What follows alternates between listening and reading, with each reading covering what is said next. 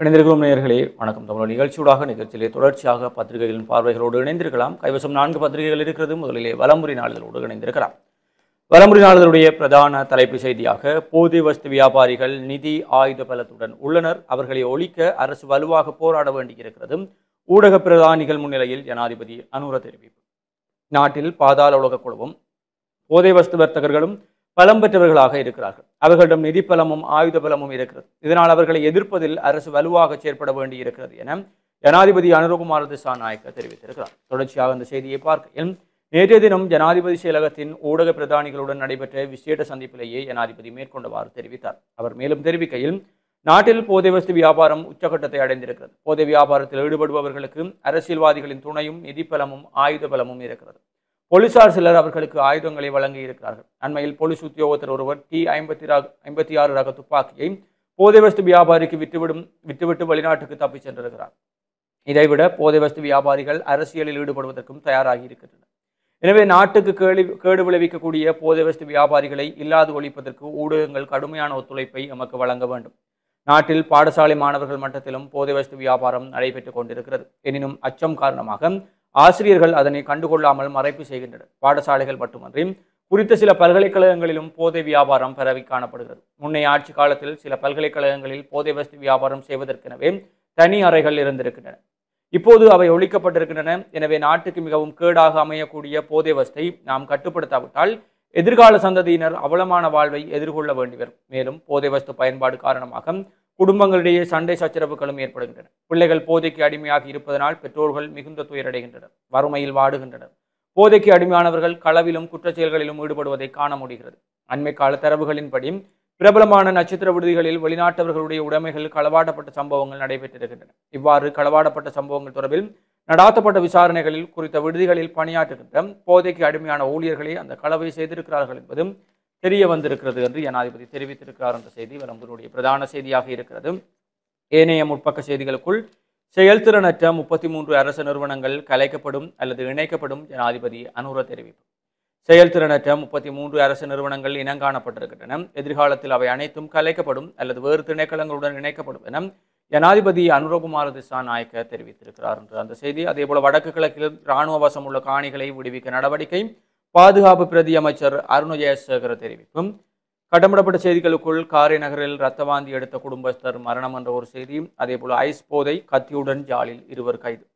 யாழ்ப்பாணத்தில் ஐஸ் போதை பொருள் மற்றும் கத்தியுடன் 2 இளைஞர்கள் நேற்று கைது செய்யப்பட்டிருக்கிறார்கள். ஒருவர் ஐஸ் போதையுடனும் மற்றவர் ஐஸ் மற்றும் பாலுடனும் கைது செய்யப்பட்டிருக்கிறார்கள். 23 மற்றும் 25 வயதுடைய இருவரை இவ்வாறு கைது செய்யப்பட்டிருக்கிறார்கள். யாழ் மாவட்ட சிரேஷ்ட போலீஸ் அத்தியட்சரின் கீழ் இயங்கும் போலீஸ் புலனாய்வு பிரிவினருக்கு கிடைக்கப்பெற்ற ரகசிய தகவலின் அடிப்படையில் யாழ்ப்பாண போலீஸ் நிலைய குற்றத்தடுப்பு பிரிவினர் மேற்கொண்ட சுற்றிவளைப்பின் போது இந்த கைது நடவடிக்கை முன்னெடுக்கப்பட்டிருக்கிறது. வாள் மற்றும் ஐஸ் போதையுடன் கைது செய்யப்பட்ட சந்தேக நபர் 20 லட்சம் ரூபாய் பணத்தினை போலீஸ் புலனாய்வாளர் சுதர்சனுக்கு இலஞ்சமாக வழங்க முற்பட்டவர்களை புலனாய்வு பிரிவினர் அதனை வாங்க மறுத்து கைது செய்தமை குறிப்பிடத்தக்கது. இந்த நிலையில் குறித்த இளைஞனை விசாரணைகளின் பின்னர் யாழ் நீதவான் நீதிமன்றில் போலீசார் முற்படுத்தி இளைஞனிடம் தொடர்ந்தும் விசாரணைகளை முன்னெடுக்க போலீஸ் காவலில் இளைஞனை தடுத்து வைக்க மாநில அனுமதி கோரியிருக்கிறார்கள். அதன் பிரகாரம் 24 மணி நேரம் போலீஸ் தடுப்பு காவலில் வைத்து விசாரணை செய்ய மன்று அனுமதி அளித்திருக்கிறது. கைது செய்யப்பட்ட இளைஞனின் தந்தை யாழ் மாநகர சபை உறுப்பினர் என போலீசார் தெரிவித்திருக்கிறார்கள் என்ற செய்தி காணப்படுகிறது.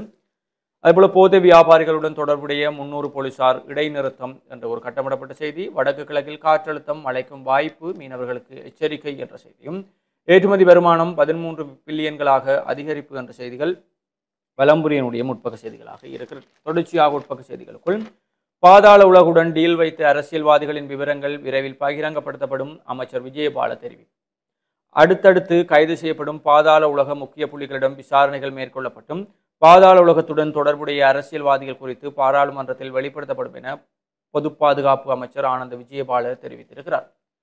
இலங்கை இந்திய பாலம் நாட்டை அழிவுக்கு இட்டுச் செல்லும் மல்வத்து பீடாதிபதி எச்சரிக்கை. இந்தியா மற்றும் இலங்கை ஆகிய நாடுகளுக்கு இடையில் பாலம் அமைக்கப்பட்டால் சட்டவிரோத செயற்பாடுகள் மேலும் அதிகரிக்கக்கூடிய அபாயம் உள்ளதாக எச்சரிக்கை விடுவிக்கப்பட்டிருக்கிறது என்று அந்த செய்தியும் தொடர்ந்து செல்கிறது. விளையாட்டு செய்திகளுக்குள் மகளிர் உலக கிண்ணம் அரையிறுதிக்கான வாய்ப்பை இழந்தது பாகிஸ்தான் அணி என்ற விளையாட்டு செய்தி.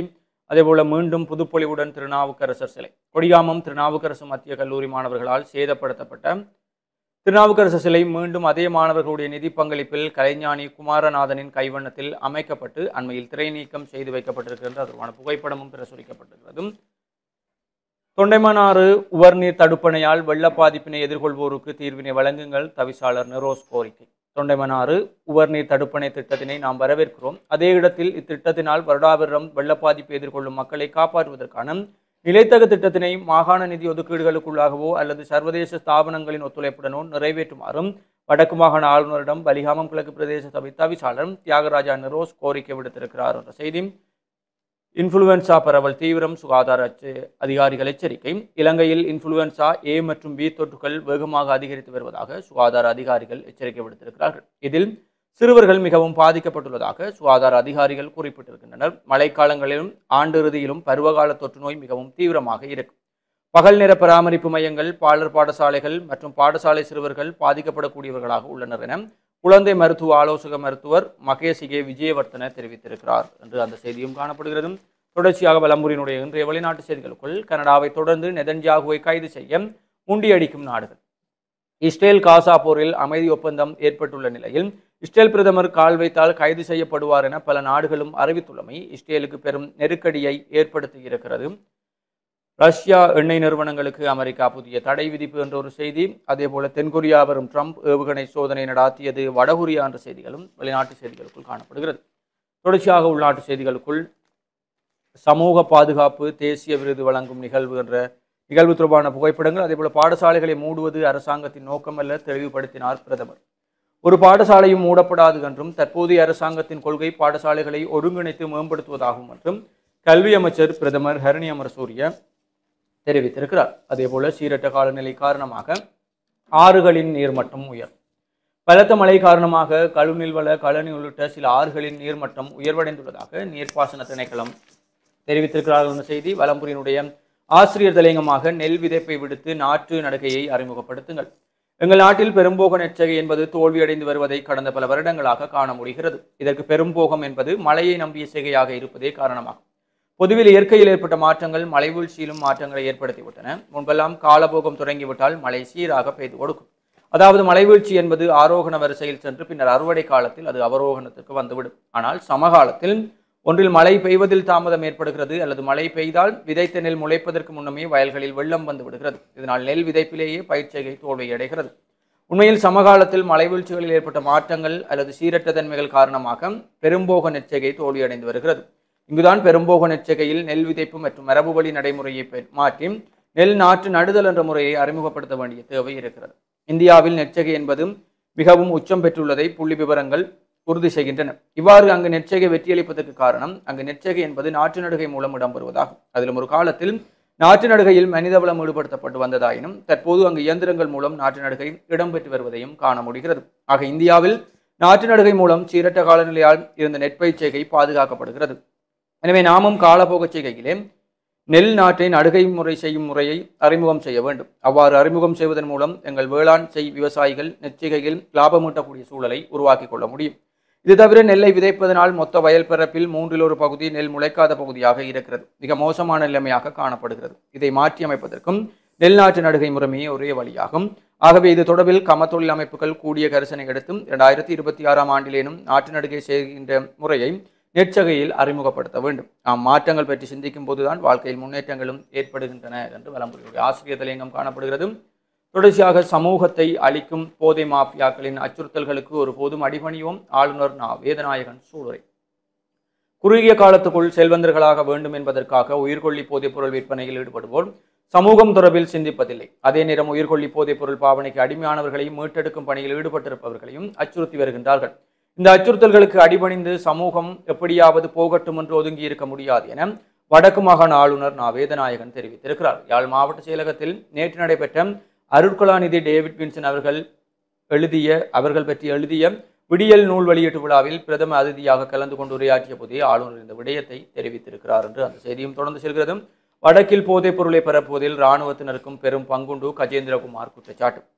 வடக்கில் போதைப் பொருளை பரப்புவதில் இராணுவத்தினருக்கும் பெரும் பங்கு காணப்படுகிறது என்றும் பாராளுமன்ற உறுப்பினர் கஜேந்திரகுமார் பொன்னம்பலம் பாராளுமன்றத்தில் குற்றச்சாட்டை முன்வைத்தார். இதன்போது மேலும் கருத்துரைத்த அவர் மக்கள் மீது உண்மையான பற்றுக்கொண்ட அரசாங்கத்தினால் மாத்திரமே போதைப் பொருளை முற்றுமுழுதாக ஒழிக்க முடியும் என்றும் ஆக்கப்பூர்வமான நடவடிக்கை எடுப்பதாயின் போதைப்பொருள் ஒழிப்பு செயற்பாட்டிலிருந்தும் இராணுவத்தை முற்றுமுழுதாக நீக்க வேண்டும். போர் மௌனிக்கப்பட்ட 2009 ஆண்டுக்கு பின்னரே வடக்கில் பாரிய அளவில் போதைப் பொருள் பரவ தொடங்கியதாக குறிப்பிட்ட அவர், இன்று சில பகுதிகளில் சமூக விரோதிகளுக்கும் அடைக்கலம் தரும் இடமாக இராணுவ முகாம்கள் மாறியிருக்கிறது. விடுதலை புலிகளின் கட்டுப்பாட்டு பகுதிகளில் போதைப்பொருள் பாவனை பூச்சியமாக இருந்ததையும், விடுதலை புலிகளின் புரட்சியை தோற்கடிக்க பயன்படுத்தப்பட்ட போதைப்பொருள் இன்று புற்றுநோய் இன்று தெற்கு வரை பரவி காணப்படுகிறது. போதைப்பொருள் பரவலில் இராணுவத்துக்குள்ள தொடர்பு குறித்தும் தேடி பார்க்க வேண்டும். போலீஸ் துறை, கல்வி, சுகாதாரம் போன்ற சமூகத்துக்கு தேவையான விடயங்களை அந்தந்த மக்களிடமே விட வேண்டும். மாறாக வடக்கு கிழக்குடன் எந்தவித தொடர்பில்லாத தரப்பினரால் அங்குள்ள பிரச்சனைகளை ஒருபோதும் தீர்க்க முடியாது. கடந்த காலங்களில் இத்தகைய தரப்பினரின் செயற்பாடுகளாலேயும்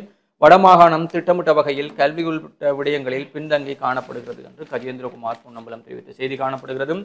வலம்புரியினுடைய இறுதிப்பக்க செய்திகளுக்குள் அசந்தவுக்காக கருப்பு உடையில் பிரசன்னமான ஐக்கிய மக்கள் சக்தியினர்.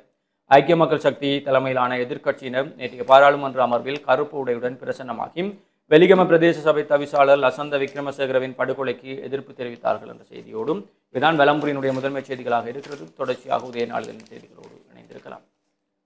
உதயன் பத்திரிகையினுடைய செய்திகளை நாங்கள் பார்க்கலாம். போர்க்காலத்தை விட அச்சுறுத்தலில் நாடு, பொதுஜன பெரமுன காட்டம். போர்க்காலத்தில் புலிகள் கூட அலுவலகங்களுக்குள் புகுந்து தமது எதிரிகளை கொலை செய்யவில்லை.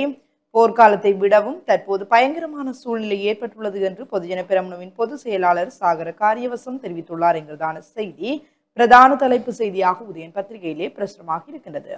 தொடர்ச்சியாக செய்திகளை பார்க்கின்ற போது வன்முறைகளில் ஈடுபட்ட 2 இளைஞர்கள் கைது, போதைப் பொருட்களும் மீட்பு என்கிறதான இந்த செய்தி பிரசுரமாக இருக்கின்றது.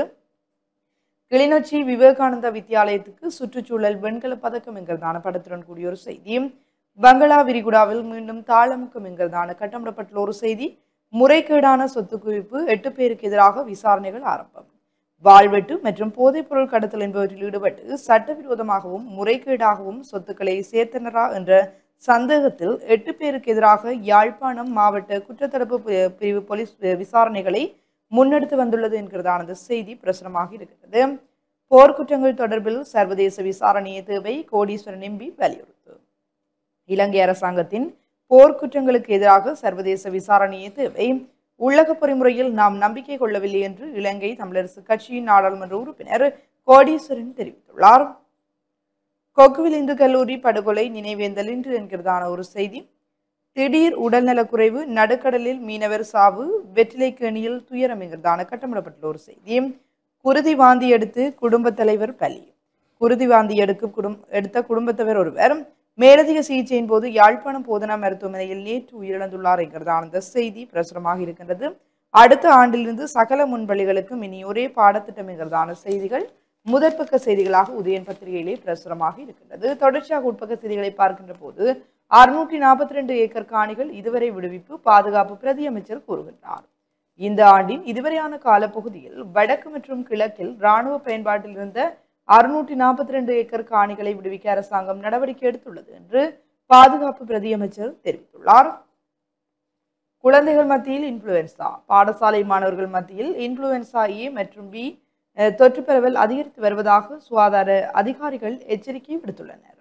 மழைக்காலங்களில் இந்த தொற்று நோய் மிகவும் அதிகமாக இருக்கும். பல குழந்தைகளுக்கு திடீர் காய்ச்சல், இருமல், தொண்டைவலி, மூக்கு ஒழுகுதல் மற்றும் சோர்வு ஏற்படுவதனால் இந்த நோய் பல வடிவங்களில் தோன்றும் என்கிறதான அந்த செய்தி பிரசுரமாக இருக்கின்றது. கேகேல் பத்ர பத்மேவின் ரூபாய் 5 கோடி மதிப்புள்ள சொத்துக்கள் முடக்கம். இலங்கையர் தினம் நிகழ்வுகள் டிசம்பரில் 3 நாட்கள். இலங்கையர் தினம் நிகழ்வுகளை எதிர்வரும் டிசம்பர் மாதம் 12 மற்றும் 13 மற்றும் 14ஆம் தேதிகளில் நடத்துவதற்கு தீர்மானிக்கப்பட்டுள்ளது. குடும்ப நல உத்தியோகத்தர்கள் சேவையில் 2613 வெற்றிடங்கள். சகல முன்பள்ளிகளுக்கும் ஒரே பாடத்திட்டம் அடுத்த ஆண்டில் நடைமுறை.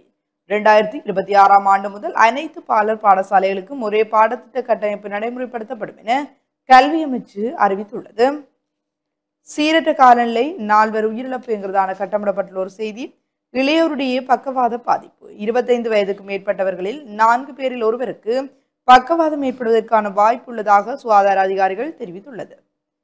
அக்டோபர் 29 அன்று அனுஷ்டிக்கப்படவுள்ள உலக பக்கவாத தினத்தை முன்னிட்டு நடைபெற்ற ஊடக சந்திப்பில் விசேட நரம்பியல் மருத்துவர் சுரங்கி சோமரத்ன மேலும் தெரிவிக்கையில், பக்கவாத நோயாளிகளின் மொத்த எண்ணிக்கையில் சுமார் 30% 20 முதல் 60 வயதுக்கு உட்பட்டவர்கள் என்றும் பக்கவாதம் ஏற்படுவதற்கான பிரதான அபாய காரணியாக உயர் அழுத்தம் அடையாளம் காணப்பட்டுள்ளது என்றும் குறிப்பிட்டுள்ளார் என்கிறதான அந்த செய்தி. பெலிகம சபை தவிசாளர் கைது செய்யப்படாதது ஏன்? ஐக்கிய மக்கள் சக்தி பொதுச் செயலாளர் கேள்வி என்கிறதான அந்த செய்தி. தொடர்ச்சியாக உட்பக செய்திகளை பார்க்கின்ற போது முச்சக்கரவட்டி தரிப்பிடத்திற்கு மேற்கூரை அமைத்து தருக என்கிறதான கட்டமிடப்பட்டுள்ள ஒரு செய்தி. தமிழ் கட்சிகள் ஒருங்கிணையாவிடில் மாகாண சபை அதிகாரம் பறிபோகும், அரசியல் ஆய்வாளர் ஜோதிலிங்கம் சுட்டிக்காட்டு. எதிர்வரும் மாகாண சபை தேர்தலில் தமிழ் தேசிய கட்சிகள் ஒருங்கிணைந்து போட்டியிடுவது அவசியம். இல்லாவிட்டால் வடமாகாண சபையின் அதிகாரத்தை தமிழ் தேசிய கட்சிகள் கைப்பற்றுவது கடினமாகவே இருக்கும் என்றும் அரசியல் ஆய்வாளரும் சட்டத்தரணியுமான சியா ஜோதிலிங்கம் தெரிவித்துள்ளார். ஓட்டிசம் குழந்தைகளுக்காக ரூபாய் 200 மில்லியன் ஒதுக்கீடு. இலங்கையில் மனவளர்ச்சி குறைபாடு, ஓட்டிசம் உள்ளிட்ட நரம்பு விருத்தி குறைபாடுகளை கொண்ட பிள்ளைகளினுடைய எண்ணிக்கை கடந்த சில தசாப்தங்களாக அதிகரித்துள்ளது. இந்த சவால்களுக்கு முகம் கொடுப்பதற்காக சுகாதாரம், கல்வி மற்றும் சேவை வசதிகளை மேம்படுத்துவதற்கு 5 ஆண்டு தேசிய வேலை திட்டம் அரசால் நடைமுறைப்படுத்தப்பட உள்ளது என்கிறதான இந்த செய்தி. சம்பத் மெனம்பேரி மறியல் நீடிப்பு என்கிறதான கட்டமிடப்பட்டுள்ள ஒரு செய்தி. ரயிலில் மோதுண்டு ஒருவர் உயிரிழப்பு. விமலின் வழக்கு டிசம்பருக்கு என்கிறதான கட்டமிடப்பட்டுள்ள ஒரு செய்தி. தொடர்ச்சியாக செய்திகளை பார்க்கின்ற போது சுகாதாரமான பாடசாலை யாழ் இந்து கல்லூரிக்கு ரூபாய் 8 மில்லியன் பணப்பரிசு. சுகாதாரமான பாடசாலையாக யாழ்ப்பாணம் இந்து கல்லூரி தெரிவு செய்யப்பட்டு 8 மில்லியன் ரூபாய் பணப்பரிசிலை பெற்றுள்ளது. இலங்கையில் சுகாதாரமான பாடசாலையாக தெரிவு செய்யப்பட்டமைக்காக 3.5 பில்லியன் ரூபாவும், ஆசிய பசிபிக் பிராந்தியத்தில் சுகாதாரமான பாடசாலையாக தெரிவு செய்யப்பட்டமைக்காக 4.5 மில்லியன் ரூபாயும் என மொத்தமாக 8 மில்லியன் ரூபாய் பணப்பரிசில் வழங்கப்பட்டுள்ளது. ஏஐஐ நிறுவனத்தினர் பாடசாலைக்கு அண்மையில் நேரடியாக சமூகம் அளித்து குறித்த பணப்பரிசிலை வழங்கினர் என்கிறதான இந்த செய்தி பிரசுரமாக இருக்கிறது. ஐக்கிய மக்கள் சக்தியின் கீழ் ஐக்கிய தேசிய கட்சி இல்லை, அஜித் மானப்பெரும தெரிவிப்பு என்கிறதான செய்தி. சிவகங்கை கப்பல் நவம்பரில் நிறுத்தம் என்கிறதான படத்துடன் கூடிய ஒரு செய்தி. பலஸ்தீன மக்களுக்காக கொழும்பில் கவனவீர்ப்பு என்கிறதான செய்தி பிரசுரமாக இருக்கிறது. முதல் பெண் பிரதமராக ஜப்பானில் சனி டகாச்சி என்கிறதான ஒரு செய்தி. வெள்ளை மாளிகையில் தீபாவளி பண்டிகைங்கிறதான படத்துடன் கூடிய ஒரு செய்தி பிரசுரமாக இருக்கிறது. வர்த்தக ஒப்பந்தத்தை ஏற்காவிடில் சீனா மீது கூடுதல் வரி விதிப்பு, அமெரிக்க ஜனாதிபதி எச்சரிக்கை. சீனா நியாயமான வர்த்தக ஒப்பந்தத்துக்கு இணக்கம் தெரிவிக்காவிட்டால் அந்நாட்டு பொருட்கள் மீது 155% வரி விதிக்க நேரிடும் என்று அமெரிக்க ஜனாதிபதி டொனால்டு ட்ரம்ப் எச்சரிக்கை விடுத்துள்ளார். பெரும்போ பயிற்சிகை முன்னோடி கலந்துரையாடல் என்கிறதான கட்டமிடப்பட்டுள்ள ஒரு செய்தி. நிலத்தகராறு காரணமாக 30 மாடுகள் மீது வாழ்வெட்டு, கிண்ணியாவில் கொடூரம். இறுதிப்பக்க செய்திகளை பார்க்கின்ற போது உரிமைகளுக்கு குரல் கொடுக்க அச்சுறுத்தல்களுக்கு அஞ்சேன், ரவிகரன் எம்பி தெரிவிப்பு. தமிழர்களுடைய உரிமைகளை பெறுவதற்காக கடந்த காலத்தில் தமிழ் இளையோர் நச்சு குப்பி அணிந்து கொண்டு போராடினர். அவ்வாறு இருக்கும் போது எமது உரிமைகளை பெறுவதற்காக நாம் ஏன் பயப்பட வேண்டும் என்று வன்னி மாவட்ட நாடாளுமன்ற உறுப்பினர் துரைராசா ரவிகரன் தெரிவித்துள்ளார். செலவின சுமையாக மின்சார சபை வலுசக்தி அமைச்சர் தெரிவிப்பு என்கிறதான இந்த செய்தி பிரசுரமாக இருக்கின்றது. சிறை நெருக்கடிகளுக்கு விசேட வேலை திட்டம் நீதியமைச்சர் தெரிவிப்பு. நீதிமன்ற நடவடிக்கைகளை ஊடகங்களில் வெளியிட தடை என்கிறதான அந்த செய்தி. வெளிநாட்டு சக்திகளுக்கு அடிபணியாதவராம் ரணில், வஜ்ர அபிவர்த்தன கூறுகிறார். வெளிநாட்டு சக்திகளால் அடிபணிய வைக்க முடியாத தலைவரே ரணில் விக்ரமசிங்க. அதனால் தான் நாட்டில் நலன் கருதி அவர் பின்னால் அணிதிரண்டுள்ளோம் என்று ஐக்கிய தேசிய கட்சியின் தவிசாளர் வஜ்ர அபிவர்த்தன தெரிவித்துள்ளார் என்கிறதான கட்டமிடப்பட்டுள்ள ஒரு செய்தி. பத்மினியுடன் தொடர்பா நடிகை பியூமி நிராகரிப்பு. நான் கொலை செய்யப்பட்டால் ஆவியாக வந்து பழி தீர்ப்பேன், சாமர சம்பத் தெரிவிப்பு என்கிறதான செய்திகள் இன்றைய உதயன் பத்திரிகையிலே பிரசுரமாக இருக்கின்ற பிரதான செய்திகளாக அமைந்திருக்கின்றன. தொடர்ச்சியாக நாங்கள் இளநாட்டு பத்திரிகையினுடைய செய்திகளை பார்க்கலாம். இளநாட்டு பத்திரிகையினுடைய பிரதான தலைப்பு செய்தியாக வடக்கில் போதைப் பொருள் பரவுவதில் இராணுவத்தினருக்கு பெரும் பங்கு உண்டு, கஜேந்திரகுமார் எம்பி குற்றச்சாட்டு. வடக்கு மாகாணத்தில் போதைப் பொருளை பரப்புவதில் இராணுவத்தினருக்கு பெரும் பங்கு உள்ளது. மக்கள் மீது உண்மையான பற்றுக்கொண்ட அரசாங்கம் ஒன்றால் மாத்திரமே போதைப் பொருளை முற்றுமுழுதாக ஒழிக்க முடியும். இவ்வாறு யாழ்ப்பாண மாவட்ட பாராளுமன்ற உறுப்பினர் கஜேந்திரகுமார் பொன்னம்பலம் தெரிவித்திருக்கிறார் என்ற செய்தி இளநாட்டினுடைய பிரதான தலைப்பு செய்தியாக இருக்கிறது. அதேபோல் ஏனைய முற்பக்க செய்திகளுக்குள் கஜேந்திரகுமாரின் சாடலை மறுக்கின்றது படைத்தரப்பு. வடக்கில் இராணுவத்தினரால் போதைப் பொருள் விநியோகம் முன்னெடுக்கப்படுகிறது என்ற கஜேந்திரகுமார் பொன்னம்பலம் எம்பியின் குற்றச்சாட்டை இராணுவம் மறுத்திருக்கிறது. நாட்டில் போதைப் பொருள் ஒழிப்புக்கு இராணுவம் தனது முழுமையான ஒத்துழைப்பை வழங்கி வருகிறது என இராணுவ ஊடக பேச்சாளர் பிரிகேடியர் வருண கமகே தெரிவித்திருக்கிறார். நாட்டில் போதைப் பொருளை ஒழிப்பதற்கு போலீசார் விசேட அதிரடிப்படையினரின் ஒத்துழைப்புடன் இராணுவமும் செயல்பட்டு வருகிறது என்றும் அவர் கூறியிருக்கிறார் என்ற செய்தியும், போதைப்பொருள் கடத்தல்காரர்களுக்கு மரண தண்டனையை நிறைவேற்றுக சிறைச்சாலை ஆணையாளர் தெரிவிப்பு, தூக்கு தண்டனை விதிக்கப்பட்டோரில் 5 பாடசாலை மாணவர்கள் அடங்குகிறார்கள். போதைப்பொருள் கடத்தல்காரர்களுக்கு மரண தண்டனை நிறைவேற்ற வேண்டும் என்று சிறைச்சாலை ஆணையாளர் ஜகத் வீரசிங்க தெரிவித்திருக்கிறார். அத்துடன் மரண தண்டனை விதிக்கப்பட்டவர்களில் 5 பாடசாலை மாணவர்களும் 21 பெண்களும் உள்ளனர் என்று அவர் கூறியிருக்கிறார். நாவலப்பிட்டியில் நடந்த நிகழ்வு ஒன்றில் உரையாற்றிய போது அவர் மேற்கொண்டவாறு தெரிவித்தார். மேலும் போதைப்பொருள் இந்த நாட்டின் எதிர்கால சந்ததியை அளித்து வருகிறது. தூக்கு தண்டனை விதிக்கப்பட்டவர்களில் 805 ஆண்கள் சிறையில் உள்ளனர். தூக்கு தண்டனை விதிக்கப்பட்ட 21 பெண்களும் உள்ளனர். அத்துடன் 5 பாடசாலை மாணவர்களும் காணப்படுகிறார்கள்.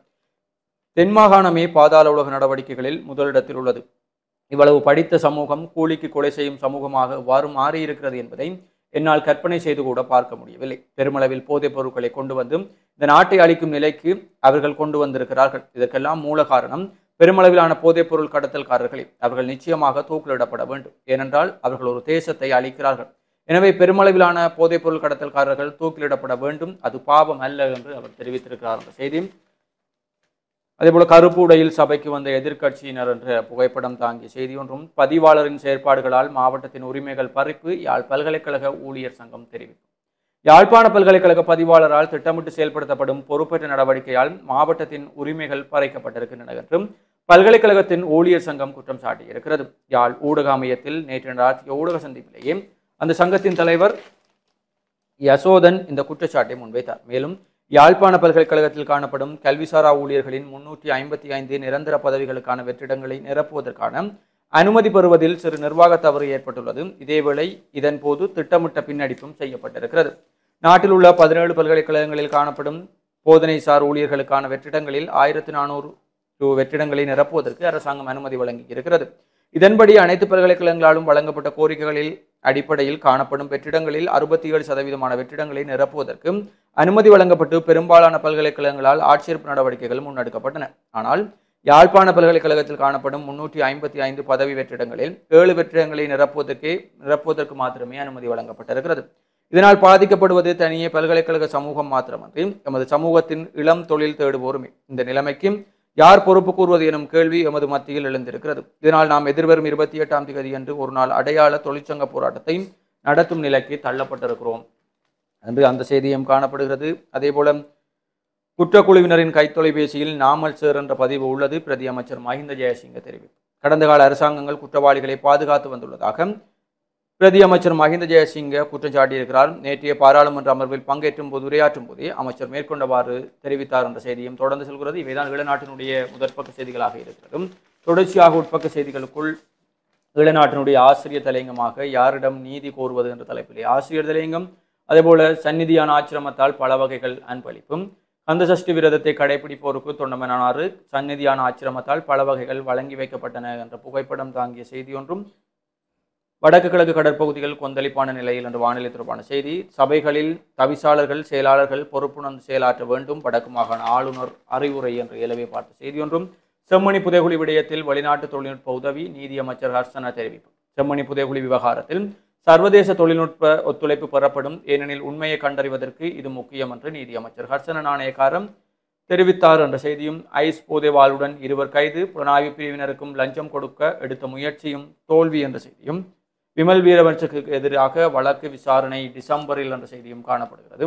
அதேபோல் இந்தியா இலங்கை இடையே பாலம் அமைத்தால் ஆபத்து, மல்வத்து பீடாதிபதி சுட்டிக்காட்டுகின்ற செய்தியும், கட்டுநாயக்க விமான நிலையத்தில் புதிதாக 20 சுயபதிவு இயந்திரங்கள் உருவாக்கப்பட்டிருக்கின்றன என்ற செய்தியும் காணப்படுகிறது. தொடர்ச்சியாக வடக்கு கிழக்கில் 650 ஏக்கருக்கும் அதிகமான காணிகள் விடுவிப்பு. 2025ஆம் ஆண்டில் இதுவரை வடக்கு மற்றும் கிழக்கில் இராணுவ பயன்பாட்டிலிருந்து 672 ஏக்கர் காணிகள் விடுவிக்க அரசாங்கம் நடவடிக்கை எடுத்துள்ளதாக பிரதி பாதுகாப்பு அமைச்சர் அருண ஜெயசேகர தெரிவித்திருக்கிறார் என்ற செய்தியும் காணப்படுகிறது. மாகாண சபைகள் தேர்தல் தாமதத்துக்கு பாராளுமன்றமே பொறுப்பேற்க வேண்டும், தேர்தல்கள் ஆணைக்குள் தெரிவிப்பு என்ற செய்தியும், நாட்டினுடைய இறுதிப்பக்க செய்திகளுக்குள் லசந்த விக்ரமசேகர படுகொலை சந்தேக நபர்கள் விரைவில் கைது, பொதுமக்கள் பாதுகாப்பு அமைச்சர் தெரிவிப்பு. வெலிகம பிரதேச சபை தலைவர் லசந்த விக்ரமசேகரவின் படுகொலையுடன் தொடர்புடைய சந்தேக நபர்கள் குறித்து முக்கியமான தகவல்கள் கிடைக்கப்பெற்றுள்ளதாக பொதுமக்கள் பாதுகாப்பு அமைச்சர் ஆனந்த விஜயபால தெரிவித்திருக்கிறார். செய்தி, லசந்த விக்ரமசேகர கொலை சம்பவத்தை பாதாள உலக குழு முத்துரை குத்தி மறைக்க சதி, ஐக்கிய மக்கள் சக்தி குற்றச்சாட்டும், தனியார் பஸ் நடத்துனர்கள் 132 பேர் மீது நடவடிக்கை, பயணச்சீட்டு வழங்க தவறியதால் என்ற செய்தியும், அதேபோல் அதிக வருவாய் வேண்டுமானால் மதுபான விலையை குறையுங்கள், சாமர சம்பத் வலியுறுத்துகின்ற செய்தியும், வெலிகம பிரதேச சபை தவிசாளரின் உடல் அவரது இல்லத்தில் அஞ்சலிக்கின்ற செய்திகளும் காணப்படுகிறது. இதுதான் ஈழநாட்டினுடைய முதன்மை செய்திகளாக இருக்கிறது. தொடர்ச்சியாக தினக்குரல் பத்திரிகையின் செய்திகளோடு இணைந்திருக்கலாம். தினக்குரல் பத்திரிகையினுடைய செய்திகளை நாங்கள் பார்க்கலாம். யுத்தம் முடிந்து 15 வருடங்களின் பின்னரும் பாதுகாப்பு காரணங்களை காட்டி மக்களின் காணிகள் அபகரிப்பு என்கிறதான கட்டமிடப்பட்டுள்ள ஒரு செய்தி. வடக்கு கிழக்கு மாகாணங்களில் 707 ஏக்கர் காணியை அரசு விடுவித்துள்ளது என்கிறதான படத்துடன் கூடிய ஒரு செய்தி பிரசுரமாக இருக்கிறது. வடக்கு கிழக்கில் போதைப் பொருள் பரவல், இராணுவமே காரணம், விசாரணை அவசியம். மக்களுக்காக போதைப் பொருளை ஒடுக்கிய விடுதலை புலிகள், சமூக விரோதிகளுக்கு புகலிடமாக மாறியுள்ள இராணுவ முகாம்கள், போதை ஒழிப்பு நடவடிக்கைகளிலிருந்து இராணுவத்தை விலக்குங்கள், நாடாளுமன்றில் கையேந்திரகுமார் என்கிறதான அந்த கட்டமிடப்பட்டுள்ள ஒரு செய்தியும் பிரசுரமாக இருக்கின்றது. வன்முறை கும்பலை சேர்ந்தவர் ஐஸ் மற்றும் கத்தியுடன் கைது, போலீசாருடன் 20 லட்சம் பேரம் என்கிறதான அந்த செய்தி. பாதாள உலக குழுக்களிடமிருந்து இந்த வருடத்தில் மட்டும் 1947 ஆயுதங்கள் மீட்பு. ஆவி விரட்டலுக்கு அஞ்ச மாட்டோம், போதை ஒழிப்பு தேசிய பணி 30ஆம் திகதி ஆரம்பம். மீன்பிடிக்க சென்றவர் சடலமாக மீட்பு என்கிறதான படத்துடன் கூடிய ஒரு செய்தி. நாட்டின் எதிர்காலத்தை அளிக்கும் போதை கடத்தல்காரர்கள் தூக்கில் தான் போட வேண்டும் என்கிறதான கட்டமிடப்பட்டுள்ள அந்த செய்தி. சட்டவிரோத மீன்பிடியில் ஈடுபட்ட 28 பேர் கைது, சட்டவிரோத உபகரணங்கள் 8 படகுகள் மீட்பு என்கிறதான செய்திகள் முதற்பக்க செய்திகளாக தினக்குரல் பத்திரிகையிலே பிரசுரமாக இருக்கின்றது. தொடர்ச்சியாக உட்பக்க செய்திகளை பார்க்கலாம். வடக்கிற்கான ரயில்களில் உறங்கும் பெட்டிகளை இணைப்பதற்கு நான் எதிர்பார்க்கவில்லை, பிரதி அமைச்சர் பிரசன்ன குணசேன. வடக்கிற்கான ரயில்களில் உறங்கும் பெட்டிகளை இணைப்பதற்கு எதிர்பார்க்கவில்லை என்றும், அதற்கு பதிலாக குளிரூட்டப்பட்ட சொகுசு ஆசனங்களுடனான பெட்டிகளை இணைப்பதற்கே நடவடிக்கை எடுக்கப்பட்டுள்ளது என்றும் போக்குவரத்து, நெடுஞ்சாலைகள் மற்றும் நகர அபிவிருத்தி பிரதி அமைச்சர் பிரசன்ன குணசேன தெரிவித்துள்ளார். பாடசாலை மாணவர்கள் மத்தியில் இன்ஃப்ளூயன்ஸ் அதிகரிப்பு, வைத்தியர் மகேஷக விஜயவர்த்தன என்கிறதான அந்த செய்தி. ஏற்றுமதி துறை தொடர்ந்து வளர்ச்சியை காட்டுகின்றது, ஏற்றுமதி சபை தெரிவிப்பு என்கிறதான அந்த செய்தி. 2025 ஜனவரி முதல் செப்டம்பர் வரையிலான காலகட்டத்தில் இலங்கையின் ஏற்றுமதி துறை தொடர்ந்து நிலைத்தன்மையை முறையான வளர்ச்சியை காட்டியுள்ளதாக ஏற்றுமதி மேம்பாட்டு சபையின் தலைவர் மங்கள விஜயசிங்க தெரிவித்துள்ளார். 30 மது போத்தல்களை கொண்டு சென்றவர் கைது என்கிறதான அந்த செய்தி. தேங்காய்களை திருடியவரை கொலை செய்வதற்கு மரண தண்டனை விதிப்பு. 2 தேங்காய்களை திருடியதற்கு ஒருவரை இரும்பு கம்பியால் அடித்து கொலை செய்த குற்றச்சாட்டில் நபர் ஒருவருக்கு கோமாகம மேல் நீதிமன்றம் நீதிபதி நவரத்ன மாரசிங்க நேற்று மரண தண்டனை விதித்துள்ளார். நாட்டின் எதிர்காலத்தை அளிக்கும் போதை கடத்தல்காரர்களை தூக்கில் தான் போட வேண்டும், பாரியளவு போதைப் பொருள் கடத்தல்காரர்களுக்கு மரண தண்டனை வழங்க வேண்டும் என்று சிறைச்சாலைகள் ஆணையாளர் ஜாகத் வீரசிங்க தெரிவித்துள்ளார். தொடர்ச்சியாக உட்பக்க செய்திகளை பார்க்கின்ற போது யாழ் பல்கலை ஆட்சேர்ப்பில் அசமந்தம், அடையாள தொழிற்சங்க போராட்டத்துக்கு முஸ்தீஃபு.